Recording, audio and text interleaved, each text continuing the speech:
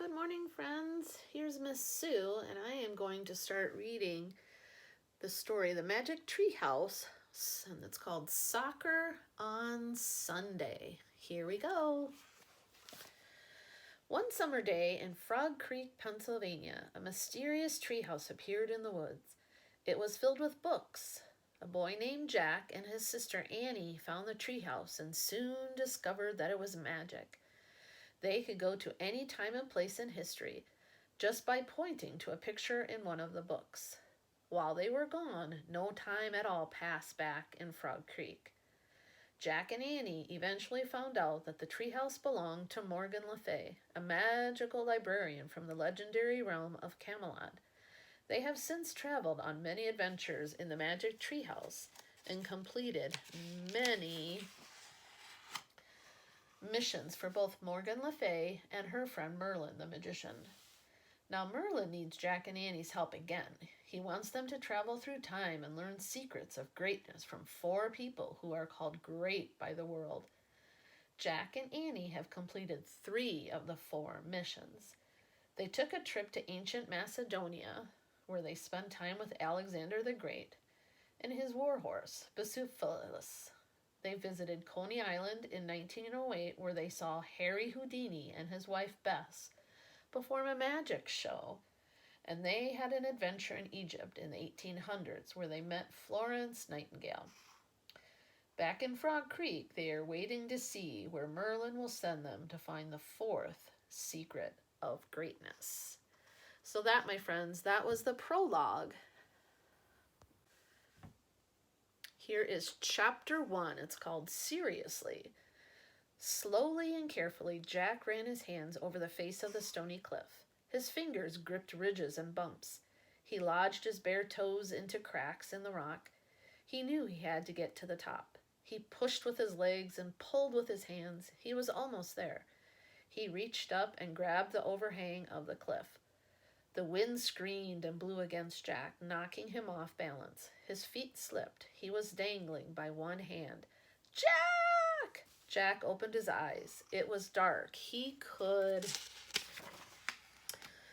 faintly see Annie in the moonlight. Annie, he whispered. We have to go, she said. Have to get down, said Jack. He closed his eyes. He was still hanging from the cliff. Annie shook his shoulder. Jack! Wake up! Oh, whoa, Jack sat straight up. Oh, man, I was hanging from a cliff in Egypt. You were dreaming about our last mission, interrupted Annie. Remember, you were hanging from a cliff, but everything turned out okay. We saved Koku, remember, the little baboon? Right, breathed Jack. He rubbed his eyes and looked at Annie. What's going on? What time is it? Why are you awake? We have to go to the woods, said Annie. It's back. How do you know, said Jack. I couldn't sleep, said Annie. I was looking out my window and saw the streak of light. That's it, said Jack, jumping out of bed. Let's go. Are Mom and Dad awake? No. If we leave now, we'll be back before they get up, said Annie. Meet you outside. She slipped out of Jack's room. Jack didn't even turn on his light. He changed into a pair of shorts and a t-shirt. He pulled on his socks and sneakers. He threw his notebook and pencil into his backpack. Then he tiptoed down the hall, down the stairs, and out the front door. Annie was waiting on the porch. The sun was about to rise, and birds had started to chirp in the warm summer dawn. Ready? Jack whispered.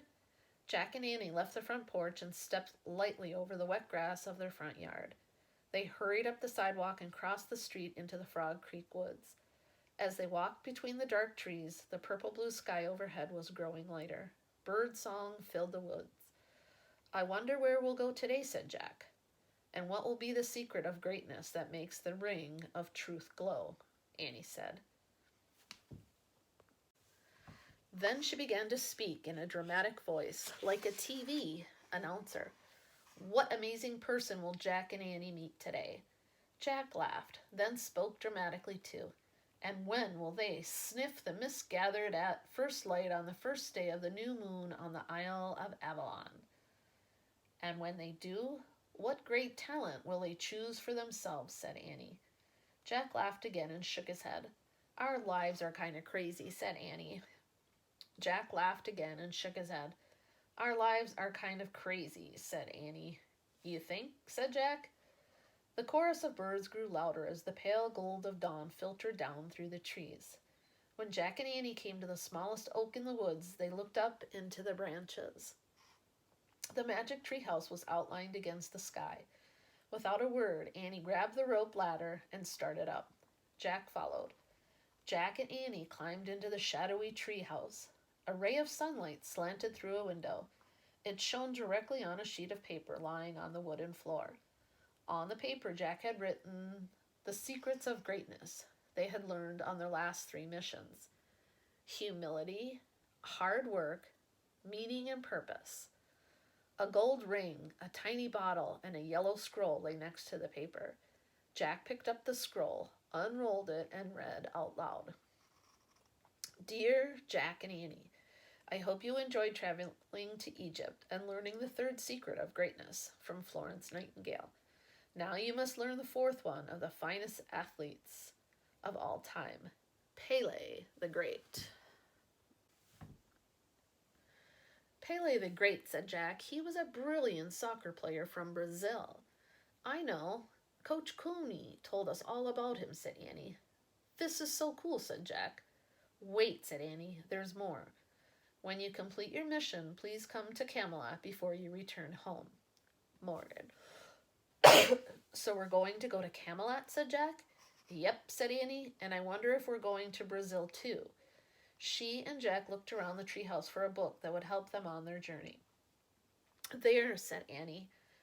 She picked up a pamphlet lying in a shadowy corner. I don't believe it. What? What? Said Jack. Look, Annie handed him the pamphlet. The World Cup, said Jack. That's the biggest sports event on the planet. Here's a little picture. I know, said Annie. Look, it's in Mexico. I've always wanted to go to Mexico. When she opened the pamphlet, she gasped, and look what Merlin gave us. She held up 2 purple tickets. Mexico 70 final, said Jack, reading a ticket. There are lots of games during the World Cup, but there's only 1 final. Thank you, Merlin, said Annie with a laugh.